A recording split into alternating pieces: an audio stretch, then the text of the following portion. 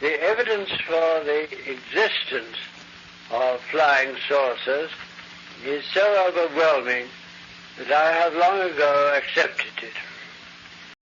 That's the genuine voice of Hugh Dowding, who served as Britain's Air Chief Marshal during the Battle of Britain. I share that first because to answer a channel question, I'm about to wide scroll and have an AI read Lord Dowding's July 1954 op-ed to the London Sunday Dispatch. Therein he provides his thoughts on flying saucers. I have never seen a flying saucer, and yet I believe that they exist. I have never seen Australia, and yet I believe that Australia also exists. My belief in both cases is based upon cumulative evidence in such quantity that, for me at any rate, it brings complete conviction. More than 10,000 sightings have been reported, the majority of which cannot be accounted for by any scientific explanation, that they are hallucinations, the effects of light refraction, meteors, wheels falling from airplanes, and the like. The best available evidence, perhaps, is contained in Major Donald Kehoe's recent book, Flying Saucers from Outer Space. I say this because most of the incidents which he records have been checked by the intelligence branch of the United States Air Force. They endorse the accuracy of the evidence, but they put forward no explanation. The critics who deny the existence of these objects must produce some alternative theory which will account for the observed facts.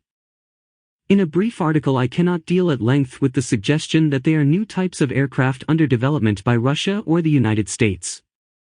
They have been tracked on radar screens in America, on one occasion by 3 screens simultaneously, and the observed speeds have been as great as 9,000 miles an hour.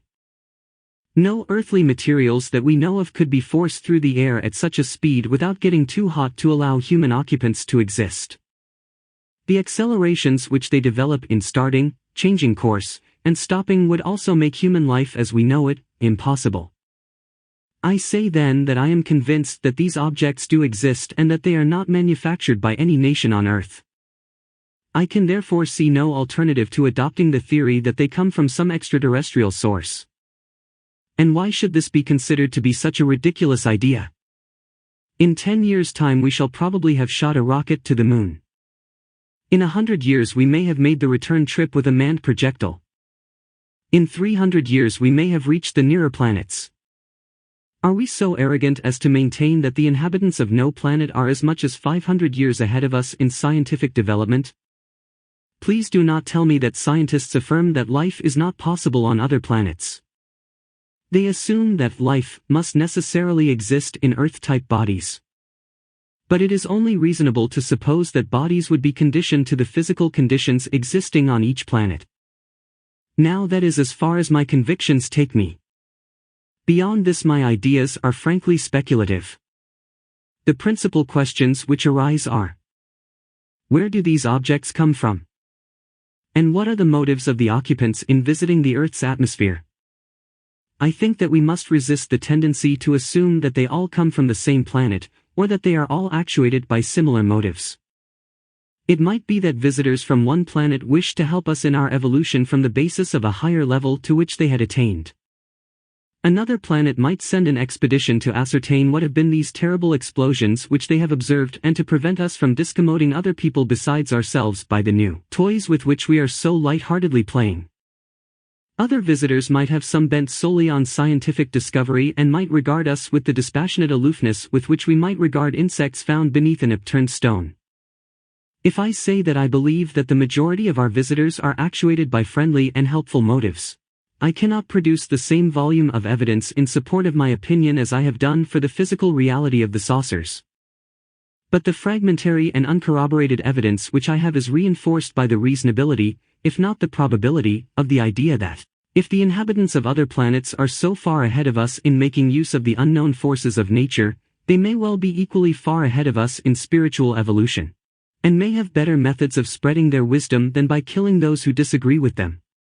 But this hypothesis is not universally accepted, particularly in the United States where fighters sent up to intercept the visitors have sometimes had unpleasant experiences. In the case of Captain Mantell, who was sent to investigate a huge round glowing object, his machine disintegrated in mid-air and his body was found among the wreckage. This brings me to the most important thing which I have to say. It is to give a warning against attempts to open fire either with guns or airplanes on these objects.